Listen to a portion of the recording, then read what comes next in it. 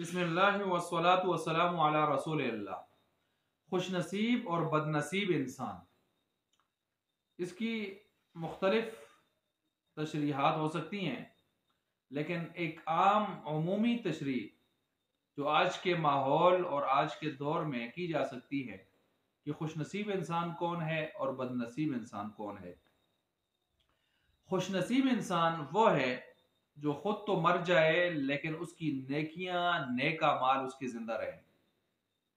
मसलन उसने अच्छे नेक शागिर्द छोड़े, वो जितना आगे नेकियां अच्छा इल्म फैला रहे हैं, तो अब ये खुद तो कब्र में है लेकिन इसकी नेकियां इसके अमाल जिंदा हैं, इसको पहुंच रहे हैं।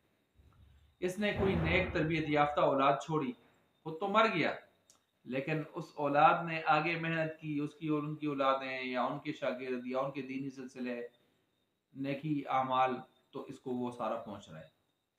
या सदका जारिया, कोई कुआं खुदवा दिया, बोरिंग करवा दी, कोई रास्ता अपनी ज़मीन में से दे दिया, इफ़ा अम्मा के काम कर लिए, लोगों को फ़ायदा हो गया, इंसानी खिदमत, मस्जिद बना दी, मदरसा बना दिया, खानका बना दी, तो खुद तो मर गया लेकिन सदका जारिया छोड़ गया।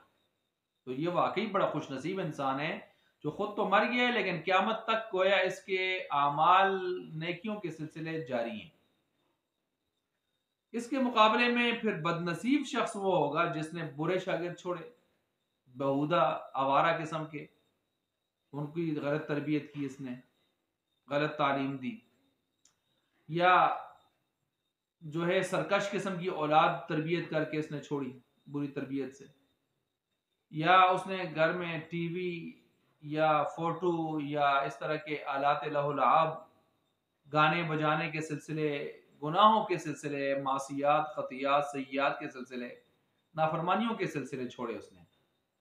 तो अब ये तो मर गया लेकिन पीछे जो लोग इसमें मुब्तला इन चीज़ों में, तो उनको जहां वो गुनहगार हो रहे हैं तो इतना ही गुनाह इसके खाते में रोजाना हर पल जा रहा है।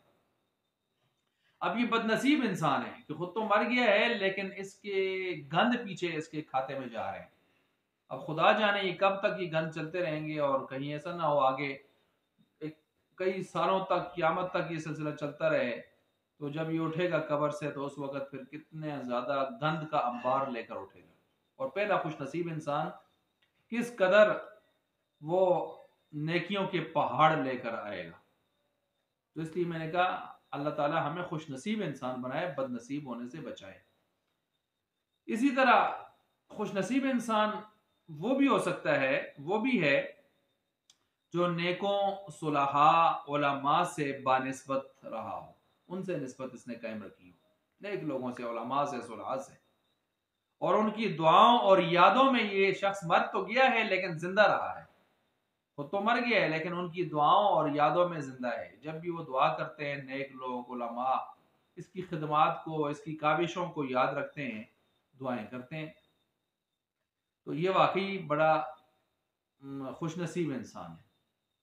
और इसी तरह वो शख्स भी कि जो अपनी इस्तात के मुताबिक मुआशरा के गरीब पिसे हुए जो लोग हैं, तबका है, उसके लिए अच्छाइयाँ करता रहा, हमदर्दियाँ करता रहा, और खुद तो मर गया लेकिन वो गरीब लोग इसको अपनी मुखलिसाना दुआओं में पीठ पीछे पसे पुश भी याद रखते हैं। तो वाकई ये बड़ा खुशनसीब इंसान है। अब इसके मुकाबले में बड़ा बदनसीब इंसान वो है जिसकी दोस्ती फुस्साक व फुज्जार से, गुमराह लोगों से थी, उनसे ताल्लुक कायम था इसका। अब ये खुद तो मर गया लेकिन अब वो इसकी तबाही की उम्मीद रखते हैं, क्योंकि उनको पता है ये आदमी अच्छा नहीं था, और उसकी खबासतें याद कर करके कह के लगाते हैं। तो बताएं फिर इसके ऊपर रहमत बरसती होगी या लानत बरसती होगी। बुरे लोग इस पर कह के लगा के हंस रहे हैं अब इस पर। और दूसरा ये कि गरीबों और लाचारों पर, बेबसों पर जुल्म ढाता रहा, मजालिम ढाता रहा, और वो फिर जब ये मरा तो गरीब लोग सुख का सांस उन्होंने लिया और इसकी बर्बादी की दुआएं मांगते रहे कि अल्लाह इसको आखिरत में बर्बाद कर। तो बताएं ये शख्स खुद तो मर गया है लेकिन इसकी तबाही और बर्बादी किस कदर आखिरत में होगी। वाकई ये बड़ा ही बदनसीब इंसान है। अल्लाह ताला हमें खुश नसीब इंसान बनाए, बदनसीबी से, इस तरह की बदनसीबियों से अल्लाह ताला हम सबको महफूज फरमाए।